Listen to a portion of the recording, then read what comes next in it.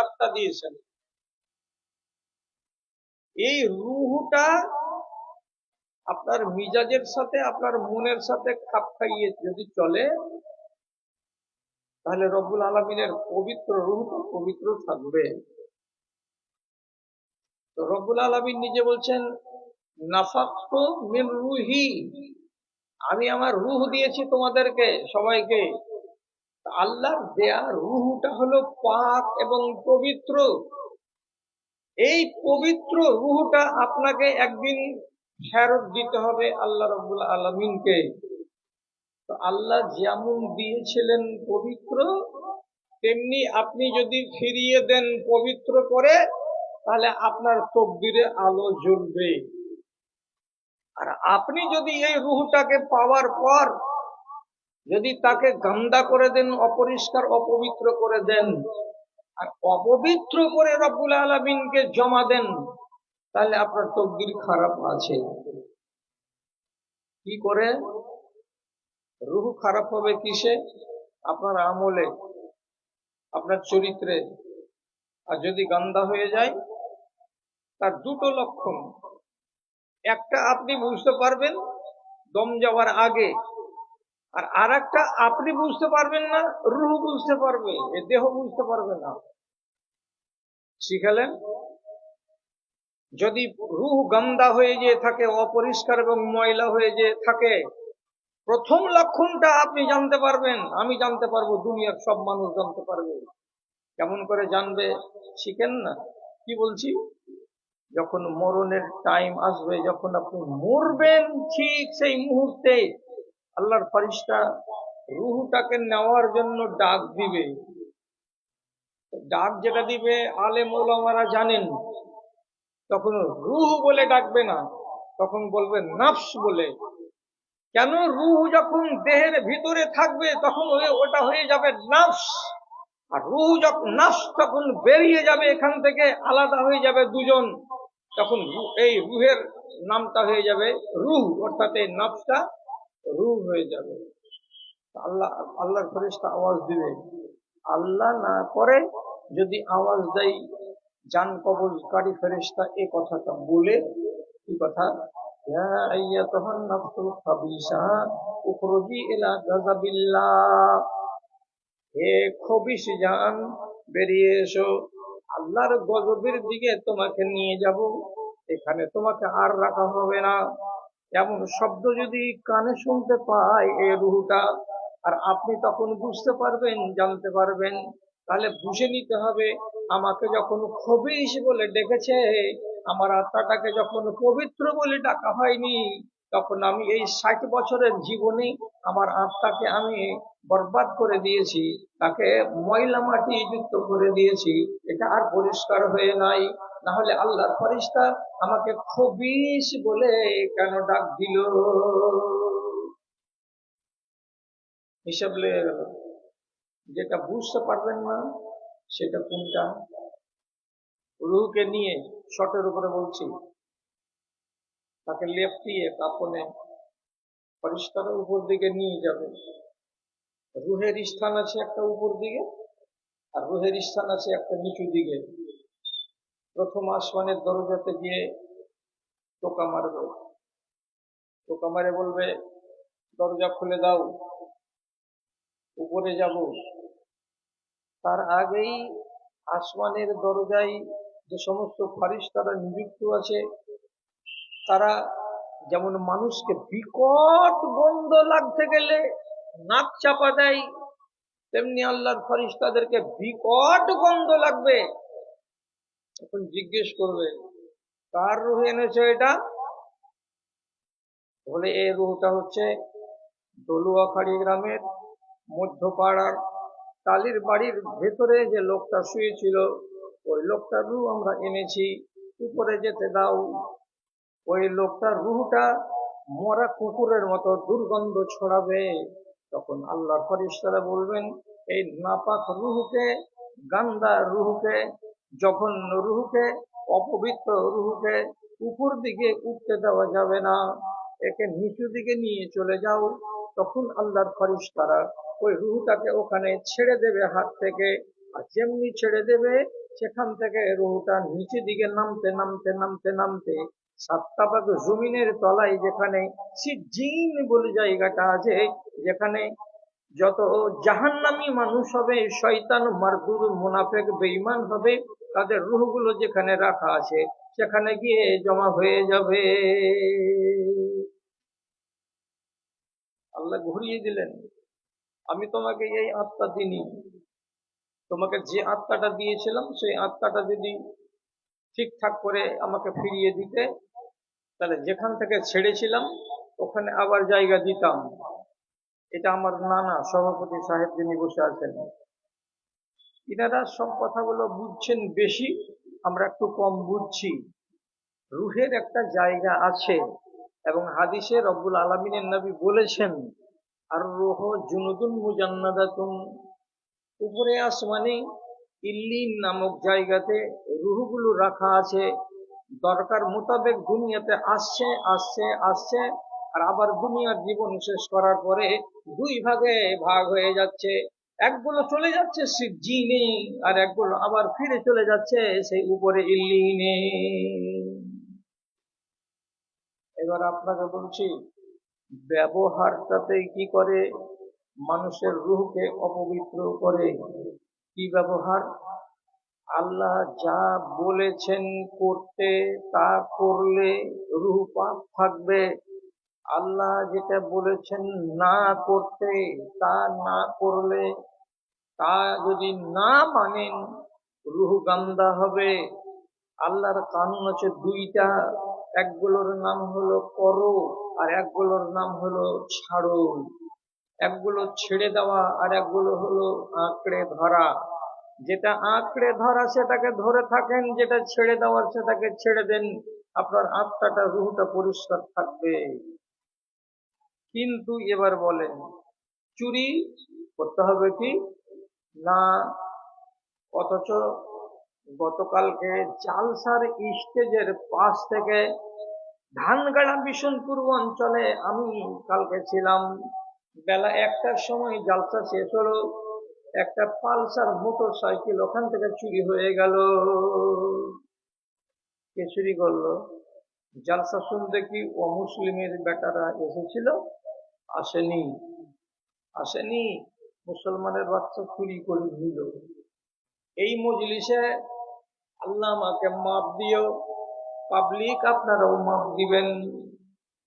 এখানে 100টার ভিতরে 20টা মানুষ আছে যার মুখের ভেতরে হারাম জিনিস খৈনি ভরা আছে, আর এখানে 100টা লোকের ভেতরে 60টা লোক কেমন আছে তার মুখের ভেতরে তিরাঙ্গা গুটখার মতো 26 জিনিস ভরা আছে। এরা 1000 বার করে শুনেছে যেগুলো হলো নেশা, এগুলো হারাম, এগুলোকে ছেড়ে রাখতে হবে, আজ পর্যন্ত ছাড়তে পারেনি।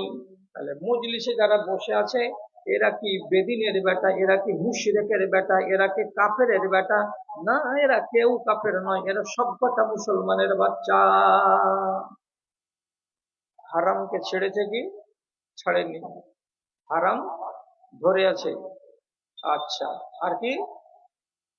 আল্লাহ রাব্বুল আলামিন বলছেন, তোমাকে দিনে আর রাতে আমি চাই তোমার সারাটা শরীরের ভেতরে সব থেকে পবিত্র যেটা দেহের অঙ্গ সেটা হলো তোমার মাথা।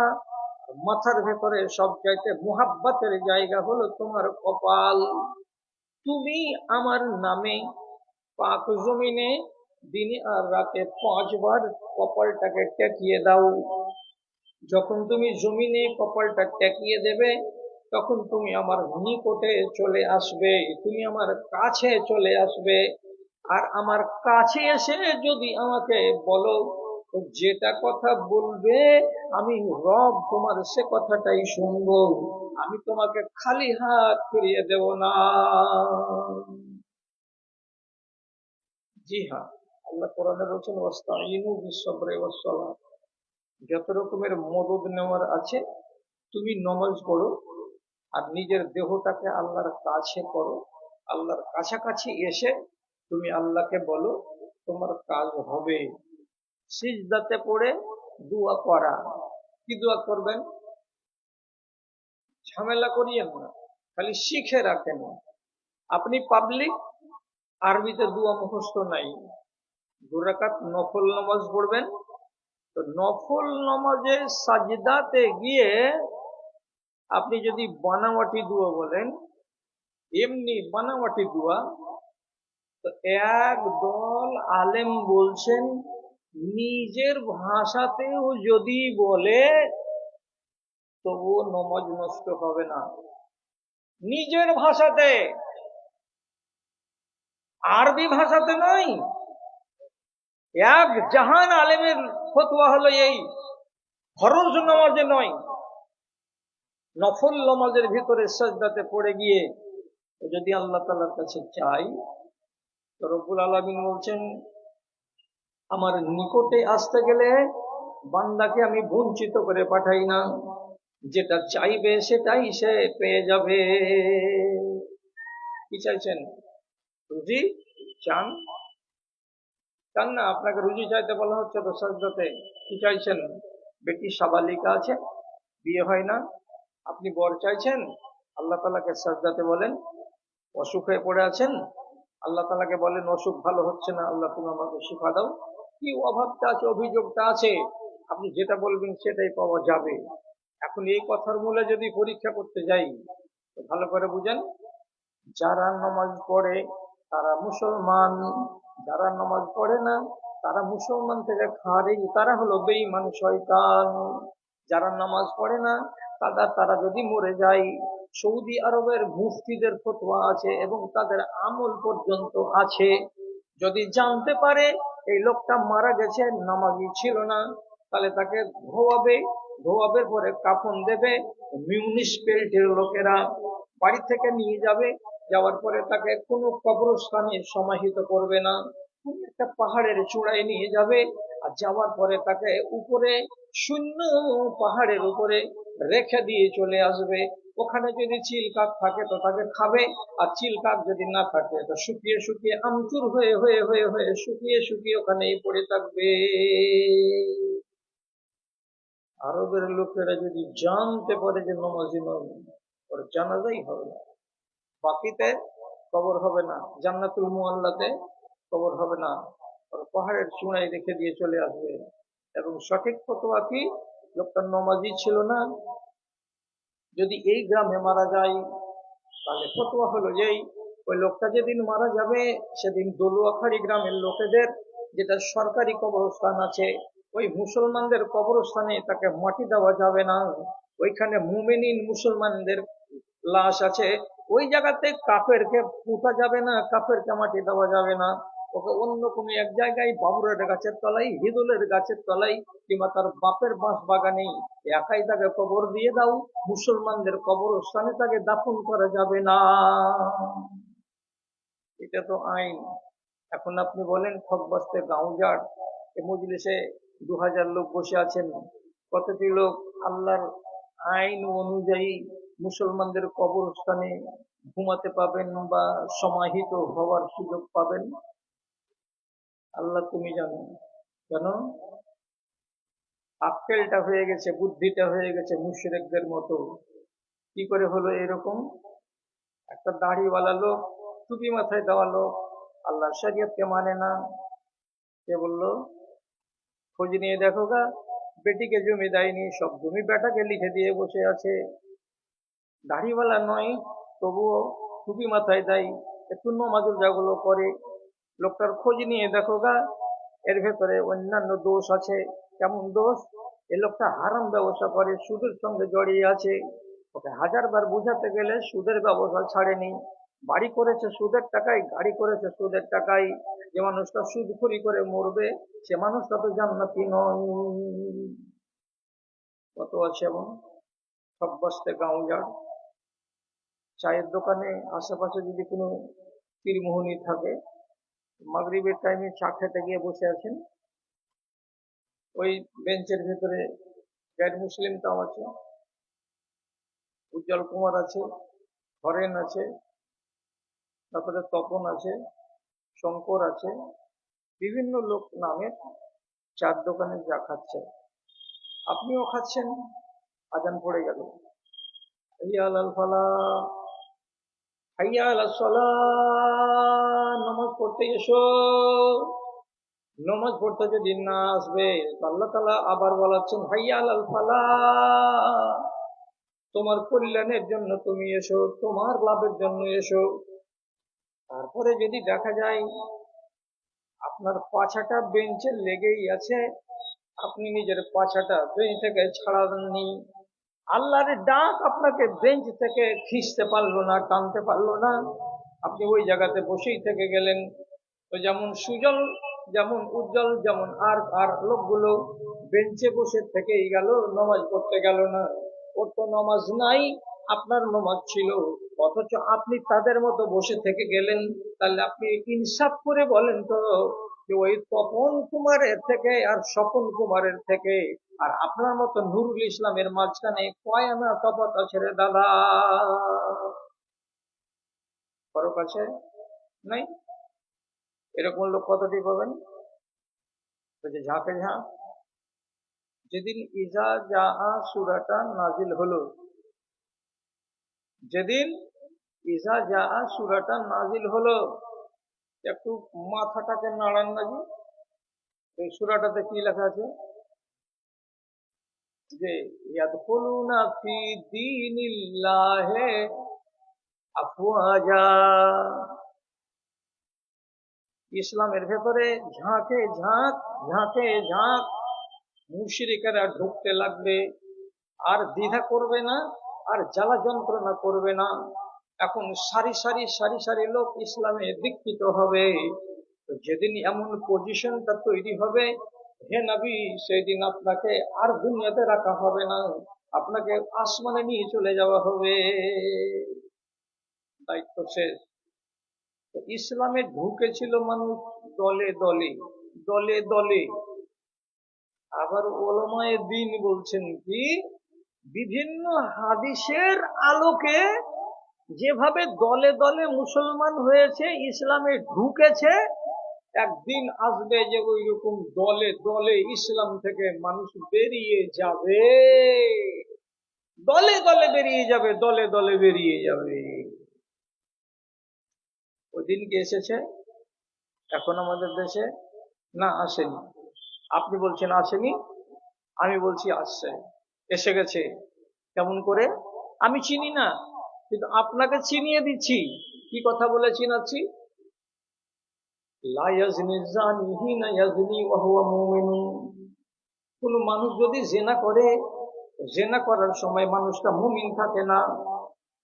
এবার জেনা করেছে সোমবারের দিন কোন ছেলে এবং কোন মেয়ে, ওই ছেলেটা কি খাস করে আল্লাহর মসজিদে গিয়ে আল্লাহকে বলেছে, রব্বুল আলামিন, সোমবারের দিন রাতের বেলায় আমের বাগানে উকের মেয়ের সঙ্গে বদফেলি করেছি, আল্লাহ তুমি আমাকে মাফ দাও, আল্লাহ তুমি আমাকে ক্ষমা দাও। যতক্ষণ পর্যন্ত ক্ষমা হয়নি ততক্ষণ পর্যন্ত আপনার কাছে ঈমান নাই, আপনি ঈমান থেকে খারিজ হয়ে রয়েছেন। নবীজি বলছেন, ওয়ালা ইয়াশরাবুল খামরা শারিবুন ওয়া হুয়া মুমিনুন, যে কোনো মানুষ মদ্য পান করে, তো যখন মদ পান করে তখন সে মুসলমান থাকে না, মুমিন থাকে না, মুমিন থেকে বেরিয়ে যায়। তো যখন কোনো মানুষটা বোতলের মদ খেয়ে হুঁশ হারিয়ে দিল, হুঁশ হারিয়ে দেওয়ার 6 ঘন্টা পরে যখন তার হুঁশ ফিরে এলো, তখন কোন মদখোর কি আল্লাহর মসজিদে যায়, আর যাওয়ার পরে বলে, আল্লাহ রাব্বুল আলামিন, গতকাল সন্ধ্যার সময় মদ খেয়েছিলাম, 8 ঘন্টা একেবারে বেহুশ হয়ে পড়েছিলাম, আমার তো ঈমান ছিল না, তুমি আমাকে মাফ দাও, ক্ষমা দাও। যতক্ষণ পর্যন্ত মাফ না হবে ততক্ষণ তার ঈমান তার ভিতরে ফেরত আসবে না।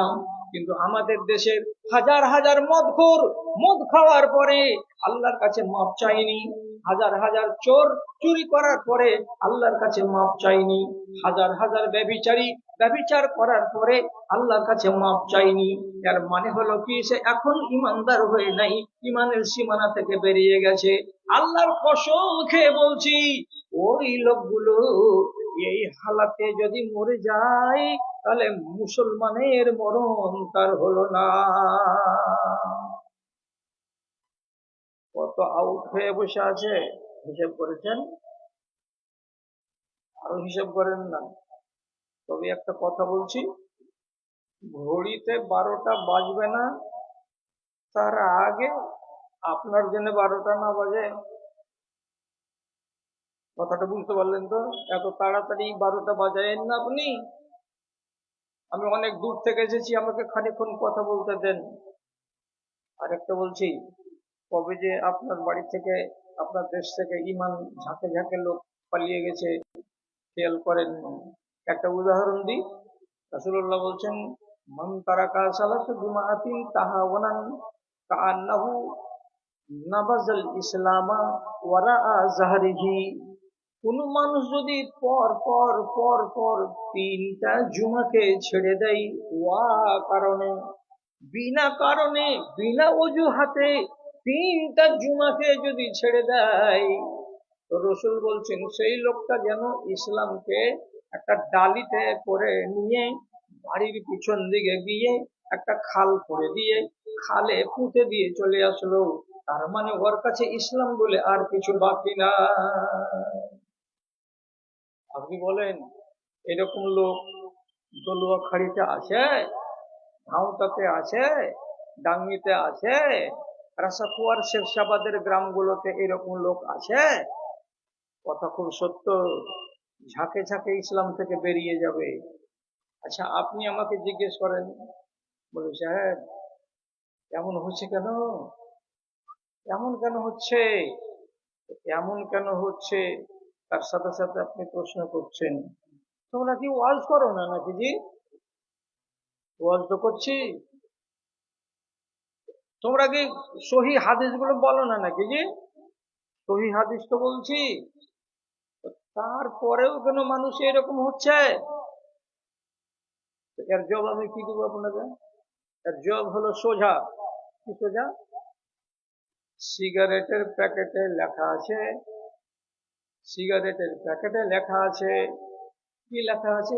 তাম্বাকের প্যাকেট, তাম্বাকুর প্যাকেটে লেখা আছে, খৈনির প্যাকেটের উপরে লেখা আছে।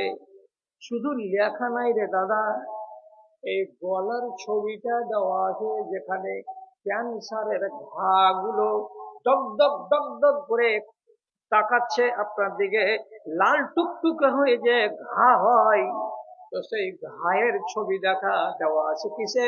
তো বলবান ছাপ খাইনির প্যাকেটে। ওই ছবিটা ঘায়ের দেওয়া আছে কিসে? তো সিগারেটের প্যাকেটে। আবার লেখা আছে সেখানে কি? তামাক হলো ক্যান্সারের কারণ, সিগারেট হলো ক্যান্সারের কারণ। 3-4টা লোক কহেন ঘা ছবিটা লক্ষ্য করেছেন আপনারা? এরা তো সিগারেট খায় না, তো এরা কি বুঝতে পারবে? এই খাইনি খাওয়া গুলো বলেন তো কেউ একটা, খাইনির প্যাকেটে মানুষের ললির ঘা ছবি ছাপা নাই যে? কেউ ডরে কহে না যে আমি কি সিগারেট, আমি কি খাইনি খাই? হ্যাঁ, সবাই জানছেন যে এতে কি হবে? ক্যান্সার হবে। আচ্ছা, এত বড় কথা আর এত দগদগে ঘা, তার ছবি দেওয়া আছে, আর ছবিটা বলতে পারে না, মুখটা খালি এমনি করে দেখাচ্ছে, দেখে মনে মনে কইছে, দেখে হুঁশ করে, হে জবেদের বেটা। এত কোন জবেদের বেটা কি হুঁশ করছে? করে না, করে না। যারা দিল্লি বোম্বাই গেছে, তো 3 দিনের মতন ট্রেনে উঠবে, তো একসাথে 4 প্যাকেট 5 প্যাকেট খাইনি লিয়া উঠছে, ট্রেনে পাবি নেবে। কত জান্নাতের নিয়ামত ব্যাগে ভরে চুনের সব ডিব্বা লিয়া উঠে গেল, গুলছে আর খাইছে, মলছে আর খাইছে আর চলে যাচ্ছে। তা আমি জিজ্ঞাসা করছি, এত সাবধান বাণী দেওয়ার পরে খাইনি খাওয়া বাড়ছে না কমছে? উত্তর দেন আপনারা, বাড়ছে না কমছে? বাড়ছে। এতগুলো কথা বলার পরে তিরাঙ্গা আর গুটকা আর খাইনি আর 5,000ই আর শেখর আর চন্দ্রশেখর, এগুলো সব খাওয়া কমছে না বাড়ছে? বাড়ছে। বাড়ছে কেন? বাড়ছেটা কি জন্য? আপনি আমার কাছে জবাব চাইছেন। আপনাকে আমি উল্টা কথা বললাম। আপনারা এই লোকটি তো সবাই জানেন, আর কিয়ামত পর্যন্ত যতদিন মুসলমান থাকবে তারা জানবে যে দাজ্জালের 1 চোখ হবে না 2 চোখ হবে? জি, লাল গামছাওয়ালা, কয়টা চোখ হবে দাজ্জালের? এই শালা কোন ডিয়ার কানা লোক গুলো, দাজ্জালের কয়টা চোখ হবে? একটা। তো একটা চোখের যদি দাজ্জালকে দেখতে পাওয়া যায়, তো প্রথমে আপনি চিনতে পারলেন কি পারলেন না যে আমার মতো 10টাকে যদি এক জায়গাতে করা যায় তো এত বড় দেহ হবে কার? তো দাজ্জালের। এত মস্তান, 16 ফিট আর 18 ফিট উঁচা, এরকম মোটা তাজা মানুষটার চোখ একটাই, এটাই তো দাজ্জাল। হ্যাঁ, আপনি তো চিনে নিলেন যে এটা দাজ্জাল। তো তারপরে দাজ্জালের একদিকে থাকবে জান্নাত, আর দাজ্জালের এক হাতে থাকবে জাহান্নাম। লোককে বলবে, "এই সলমান চাচা, জান্নাত যাবি না জাহান্নামে যাবি?" তো জান্নাত যখন চোখের সামনে দেখতে পাবে তখন ও বলবে যে আমি জাহান্নামে যাবো, তবে আমি জান্নাতে যাবো। ঢুক। তো কথাটা কি হবে? দাজ্জালের যেটা জান্নাত সেটা আসলে হলো আল্লাহর জাহান্নাম, আর দাজ্জালের কাছে যেটা জাহান্নাম সেটা আসলে হলো ওইটা আল্লাহর জান্নাত। যারা ওই জাহান্নামে চলে যাবে দাজ্জালের, তারা আল্লাহর জান্নাত পাবে। আর যারা দাজ্জালের জান্নাতকে দেখে ভুলে যাবে, তারা আসলেই আল্লাহর জাহান্নামে যাবে। কেন যে রব্বুল আলামিন দাজ্জালের কাছে তার সাথে যে জান্নাতটা দিবেন সেটা অরিজিনাল জান্নাত নয়, এটা হলো ধোঁকাবাজির জান্নাত। আপনি জানার পরেও আর আমি জানার পরেও সেদিন যেদিন দাজ্জাল আসবে, দাজ্জালের জাহান্নামের ভেতরে একটা দুটা নয়, কোটি কোটি কোটি কোটি মানুষ ঢুকে যাবে। ঢুকলি কেন হে চাচা? তুই যে জানিস যে যেটা দাজ্জালের জান্নাত সেটা হলো আসলে জাহান্নাম। দাজ্জালের জান্নাতে যাওয়া মানে জাহান্নাম কিনে নেওয়া। তো সেদিন কেন যাবে? একই কথা। 52টা জুমার খুতবা আপনাকে শোনানো হয়, গ্রামের মুলবি দিয়ে শোনানো হয়, বিদেশের মুলবি দিয়ে শোনানো হয়। একদিন সুদের ওয়াজ, একদিন মদের ওয়াজ, একদিন ব্যভিচারের ওয়াজ, একদিন শ্বশুরের কাছে হারাম টাকা নেওয়ার ওয়াজ, আর একদিন পর্দার ওয়াজ, একদিন হালাল খাওয়ার ওয়াজ, একদিন হারাম খাওয়ার ওয়াজ। এত এত কথা, এত এত ওয়াজ যদি একটা মানুষকে জুমার খুতবাতে 8 ঘন্টা করে শোনানো হয়, 52 দিন 52টা জুমাই, তাহলে 26 ঘন্টা ওয়াজ করার পরে আমাদের মুসলমানের হালাতটা কি আছে দেখেন তো। তাকে মুসলমান বলা যাবে কি যাবে না? ঝাঁকে ঝাঁক ছেলে আছে মদখোর, ঝাঁকে ঝাঁক ছেলে আছে ব্যভিচারী, ঝাঁকে ঝাঁক মেয়ে আছে বেহায়া, ঝাঁকে ঝাঁক মানুষ আছে যারা নাইনসাফি করে, ঝাঁকে ঝাঁক মানুষ আছে যারা হারাম খাই, হালালের তোয়াক্কা করে না। কেন হবে এমন? আপনি ফের জিজ্ঞেস করেন এমন কেন হবে? এমন কেন হবে মানে হলো এই, বাপজিরা সব মিলে শুনেন, ওরের লোকগুলো একটা একটা করে পালিয়ে যায় না। আল্লাহ তাআলা যেদিন কিয়ামত কায়েম করবেন দুনিয়াতে, সেদিন ঈমানদার মানুষের উপরে কিয়ামত কায়েম হবে না। শিখতে পারলেন? ঈমানদার মানুষের উপরে কিয়ামত কায়েম হবে না। কিয়ামত কায়েম হবে কার উপরে? তো কাফেরের উপরে, বেদিনের উপরে, যাদের দিন থাকবে না তাদের উপরে কিয়ামত কায়েম হবে। হাদিসে লেখা আছে, লা তাকুমুস সাআতু ইল্লা আলা শিরারিল খালকি। সবচাইতে নিকৃষ্ট যে মানুষগুলো বাঁচবে দুনিয়ায়, সেই নিকৃষ্ট মানুষগুলোর উপরেই কিয়ামত কায়েম হবে। একটা মুসলমান থাকা পর্যন্ত আল্লাহ রাব্বুল আলামিন দুনিয়াকে নষ্ট করবেন না, কিয়ামত কায়েম হবে না। সহিহ হাদিসে লেখা আছে, আস্তে আস্তে নামাজ হারিয়ে যাবে, তারপরে রোজা হারিয়ে যাবে, তারপরে যাকাত হারিয়ে যাবে, তারপরে হালাল হারাম সব মুছে যাবে। এই করে করে করে আল্লাহর শরীয়তের কিছু বাকি থাকবে না। তারপরে আবার আল্লাহ রাব্বুল আলামিন জানতে চাইবেন দুনিয়ার হাল কি গো আমার ফেরেশতারা, দুনিয়ার হাল কি? আল্লাহ তাআলা রিপোর্ট পাবেন, এই আল্লাহ, দুনিয়াতে এখনো কিছু লোক দেখতে পেলাম ঘাটলের মাঠে, দোলোয়াখাড়ির ঘাটে যখন কঠিন রোদ লাগছে তখন একবার করে বলে উঠছে, আল্লাহ এত রোদ হে।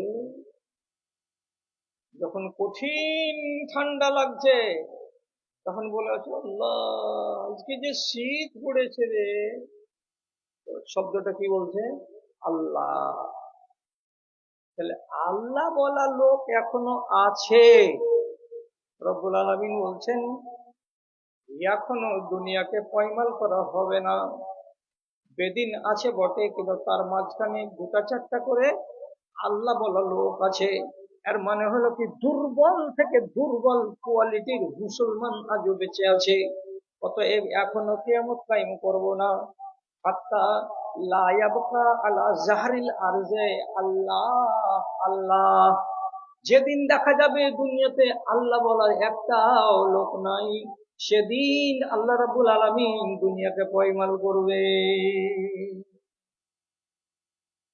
এবার হবে আপনার ময়না তদন্ত। নমাজ আছে? আছে। কত পার্সেন্ট? 23% নমাজ আছে।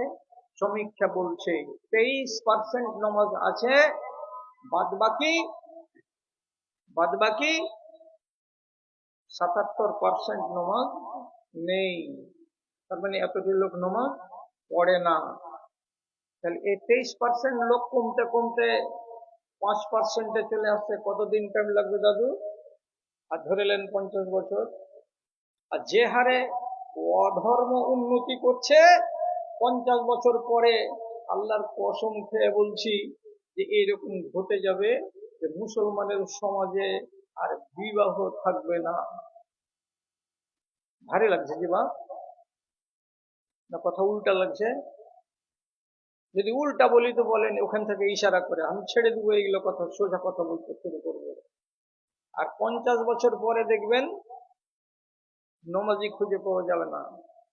আর 25 বছর পরে, আর 50 বছর পরে নমাজি একটাও দেশে থাকবে না। যদি ঝুঠা বলি এটা নানা হলো, আমরা নানা লাগি। এর পাওয়ার আছে, আমাকে এক্ষুনি আমার মাইকটা কেড়ে নিতে পারে। ভুল কথা বলছো কেন? তুমি বক্তা, তার জন্য ভুল কথা আমি বলতে গেলেই আমি সিজ হয়ে যাব। আল্লাহ রাব্বুল আলামিন বলছেন, নবী বলছেন, ইন্নাল্লাহা ইয়াকবিযু শারীকাতাহু মিন আহলিল ঈমানি ওয়া ইয়াবকা আজাজাতান। আল্লাহ তাআলা প্রত্যেকটা গ্রাম থেকে, প্রত্যেকটা টোলা থেকে, প্রত্যেকটা পাড়া থেকে যেগুলো দিনদার লোক, যেগুলো আল্লাহওয়ালা লোক, যেগুলো পরেশগার লোক, একটা একটা একটা একটা করে সবকে উঠিয়ে নেবেন, সব কবরে চলে যাবে। তারপরে দেখা যাবে গ্রামে যারা বেঁচে আছে ওরা কারা, ওরা কেমন লোক। রসুল্লাহ বলছেন ওগুলো হলো দান নয়, ওগুলো হলো পাতান, ওগুলো হলো অপদার্থ, ওগুলো হলো ফালতু, ওগুলো হলো ন্যাংটা, ওগুলো হলো নোংরা, ওগুলো হলো ছোট লোকের বাচ্চা। এমন ন্যাংটা ছেলে পিলে গুলোই বেঁচে থাকবে, আর যারা ইমানদার লোক সব মরে যাবে। আপনাদের গ্রামে কোনো নাম করা হাজি ছিল, ভোর রাতে 20 মিনিট আগে মসজিদে যে বসে থাকতো, তারপরে উজু করতো, তারপরে আজান দিত বিনা মাইকে।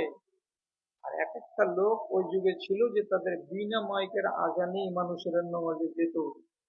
বুজুর্গ গুলো আউট নেই আর। তুমি একটা বাড়িতে একটা মা, ও যদি রাতের বেলায় তাহাজ্জুদের নামাজ পড়া মেয়ে হয়, যতদিন বাঁচলো ততদিন তাহাজ্জুদের নামাজ পড়লো, বউগুলোকে বেটিগুলোকে জাগালো ফজরের বেলায় তোরা উঠরে নামাজগুলো পড়ে। যেদিন ওই বাড়ির মহিলাটা মরে যাবে, তার পরের দিন ওই বাড়ির তিনটা বউ এরা আর সকাল বেলায় জাগবে না, এরা বেলা 7টার সময় জাগবে। কেন? যে দিনের ঠিকাদারি যারা নিয়ে রেখেছিল তারা কবরে চলে গেছে। বেঁচে আছে কারা? রসুল্লাহ বলছেন যারা বদতামিজ, যারা ফালতু, যারা নোংরা, যারা উচ্ছিষ্ট, যারা অপদার্থ, তারাই বেঁচে আছে। এই লোকগুলোকে দিয়ে ইমান কায়েম হবে না। তার থেকে বড় কথা রসুল্লাহ বলেছেন কি, যেমন ওই ন্যাংটা প্যাংটা গুলো থাকবে, রসুল্লাহ বলছেন যে ওরা লা ইয়ারিফুনা মারুফান ওয়ালা ইউনকিরুনা মুনকারা। ভালো কোনটা তাও বুঝবে না, মন্দ কোনটা তাও বুঝবে না। এটা কাজ ভালো, চলো করি, বুঝবে না। এটা কাজ মন্দ, হ্যাঁ করবো না জি, বুঝবে না। ভালো কাকে বলে তাও বুঝবে না, মন্দ কাকে বলে তাও বুঝবে না। এরকম লোক গায়ে বেঁচে থাকবে। কেন হচ্ছে এরকম? আস্তে আস্তে আস্তে আস্তে দুনিয়া থেকে যখন ঈমানটা উঠে যাবে তখন কেয়ামত হবে। আর কেয়ামত হওয়ার আগে এতগুলো যদি না হয় রে দাদা, তাহলে কেয়ামত তো আটকা পড়ে থাকবে। কেয়ামত আসার সময় হয়ে গেছে। নবীজি বলেছিলেন, আনা ওয়াল কিয়ামত কাহাতাইনি, আমি এবং কিয়ামত দেখো এইরকম, দেখো এইরকম। তার মানে কি, আঙুল দুটোকে এক জায়গাতে জমা করেন। আপনার শাহাদাতের আঙুলটাকে এই আঙুলের পাশে যখন খাড়া করবেন তখন কতটুকু জায়গা আছে? এতটুকু মাত্র জায়গা আছে। রাসূলুল্লাহ বলতে চাইছেন কিয়ামত এখানে আছে আর আমি এখানে আছি। এখান থেকে এই জায়গাটুকু যেমনি পুরা হয়ে যাবে তেমনি কিয়ামত হয়ে যাবে। এ কথাটা বলার পরে কতদিন দুনিয়া গেল? রাসূলুল্লাহর দুনিয়া থেকে চলে যাওয়া কম আর বেশি 1450 বছর হয়ে গেল। তাহলে আন্দাজ করে বলুন তো কিয়ামত আর কত দূরে আছে? আর দূরে আছে? এগুলো হয়েই যাবে, হয়েই যাবে। নমাজ উঠবেই উঠবে, রোজা উঠবেই উঠবে। এগুলো যদি না উঠে তো বেদিন আসবে না, আর বেদিন যতক্ষণ না আসবে কিয়ামত হবে না। কেন যে ইমানদারের উপরে কিয়ামত আল্লাহ করবেন না। এরা ভালো বুঝবে না, এরা মন্দ বুঝবে না। কি দিয়ে বুঝাবো আপনাকে? আচ্ছা, কেউ আমাকে টিটকারি মারিয়েন না। আমার বয়স এখন হলো 65। আমি টিটকারি শোনা লোক নই কাউরি। যা বলবেন সামনাসামনি বলবেন, আর যদি হক কথা না হয় আমি ফিরিয়ে নিব সেটা। একটা মেয়ে ছেলের বিয়ে হয়ে গেছে, ওর বাড়ি হলো ভোকলা, নিয়ে এসেছে কোথায়? তো দোলুয়াখাড়িতে। এই মেয়ে ছেলেটির ইজ্জত তার স্বামীর জন্য কেবলমাত্র হালাল, পৃথিবীর কোনো মানুষের জন্য তার ইজ্জত হালাল নয়। ঠিক আছে?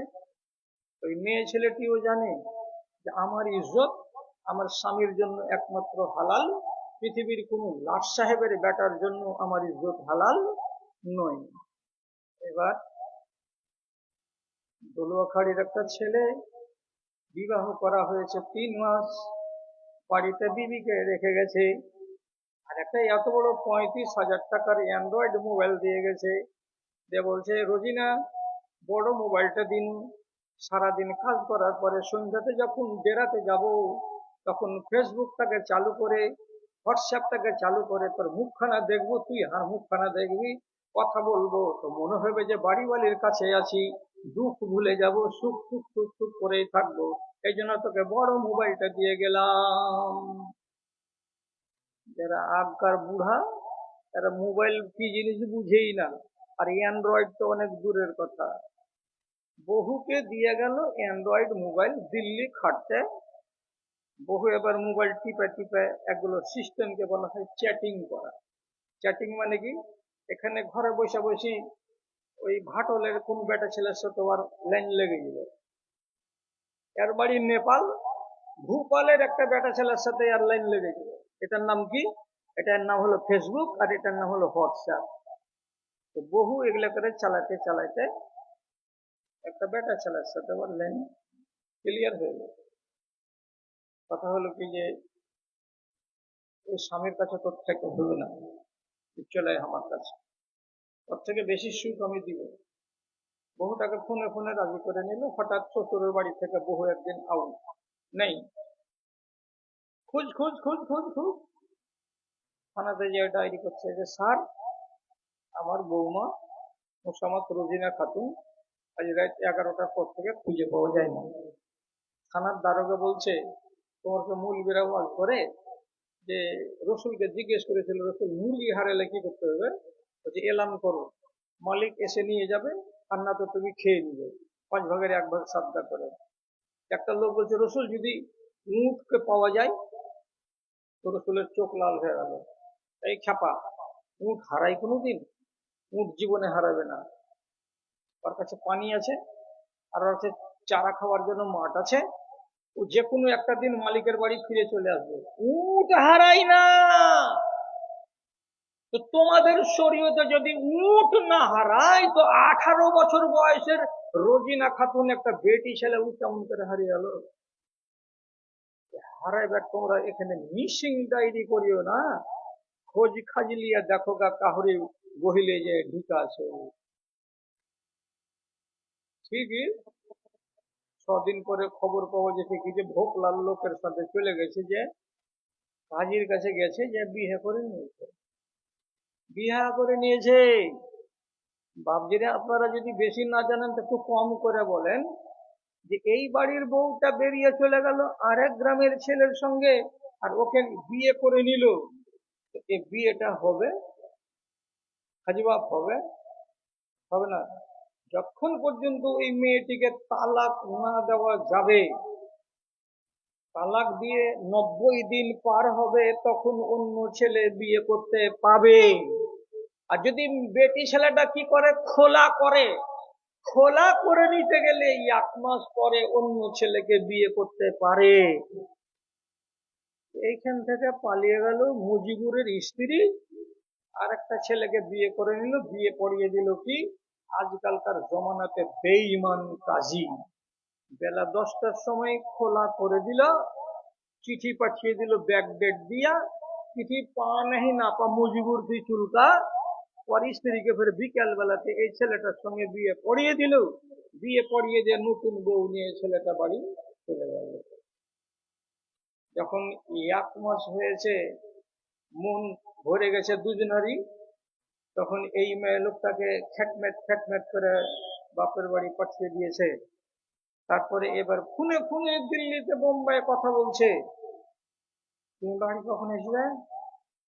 তখন ওইখান থেকে মিষ্টি ভাষা করে দুইটা সোয়াকার লয় রিসি করে লি দিয়ে তখন কইছে, কি করতে তুই হবে খুঁজছি? বলছে, হ্যাঁ আমি চলে এসেছি ঘুরে, তুমি যদি আমাকে বছো তো আমি তোমার কাছে চলে আসবো। আজু এ শালা এমনই ভেড়ার বেটা ভেড়া, কোন যে মুহ পেয়েছে, বাড়ি এসেছে, এসে বলছে যদি ঘুরিয়ে পাওয়া যায় তো আমি ঘুরিয়ে নিয়ে নিব।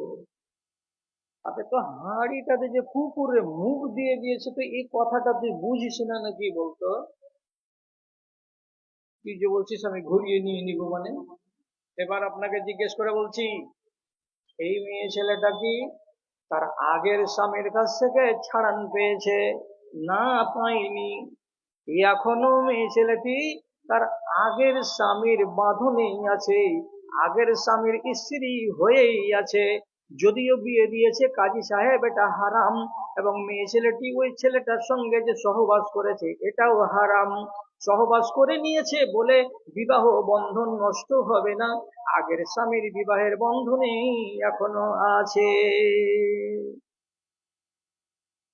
ইসলামী শরীয়ত হলে রজম, ভেজাল শেষ। ইসলামী শরীয়ত নেই, তখন মৌলভী সাহেবেরা বলছে কি করতে হবে? মৌলভী সাহেব বলছে, তোবা তাহির করিয়া 2 লাঠি মেরে টেরে ওর জিনিস ওকে ঘুরিয়ে দিয়ে দাও। ঘুরিয়ে যে দিয়ে দিল, হাদিসটা শুনেন, তারপরে জ্ঞান করেন। বলেছিলাম কি, এমন গাধা পয়দা হয়ে থাকবে দুনিয়াতে, যে যারা ভালো কোনটা বুঝবে না, মন্দ কোনটা বুঝবে না। তার উদাহরণ দিচ্ছি এইটা। রাসূলুল্লাহ কি করলেন? হাওয়াজেনের যুদ্ধের দিন সাহাবীরা একটা করে মেয়ে ছেলে দাসী হিসাবে ভাগ পেল। দাসী এগুলো হচ্ছে লন্ডি, যুদ্ধের বন্দী। মুসলমান মিলিটারিরা ভাগে পেয়ে গেল একটা একটা একটা একটা করে। তো নিজের বাড়িওয়ালি তো বাড়তে আছে, যুদ্ধের ময়দানে একটা বেটি ছেলে ভাগে পাওয়া গেছে, তোমার হাত কি লক্ষ্য করে থাকবে না সুরসুর করবে? কি বুঝতে পারা যায়? এটা তো আমারই, আর এটা তো ইসলামী শরিয়াতে হালাল। সাহাবায়ে কেরাম তখন মনে মনে বলতেন, নতুন জিনিসটা পেয়েছি, নতুন জিনিসটাকে আজকে আমি ব্যবহার করব। সবারই এটা ইচ্ছা যে নতুন এটা মালিক হয়েছে আমি, মেয়ে ছেলেটির, তার সাথে শারীরিক সম্পর্ক কায়েম করব। কিন্তু নবী করিম সাল্লাল্লাহু আলাইহি সাল্লাম বলছেন, ওরে আমার সাহাবীরা, সাবধান হও, সাবধান হও। নারী জাতিকে আল্লাহ রাব্বুল আলামিন ভূমি বলেছেন, জমি বলেছেন।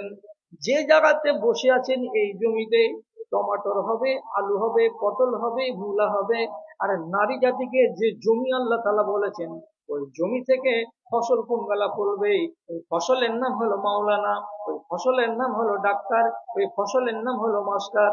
মায়ের দেহ থেকে এবং নারী জাতিদের ওই ভূমি থেকে মানুষ পয়দা হয়, এটাকে আল্লাহ তাআলা ভূমি বলেছেন।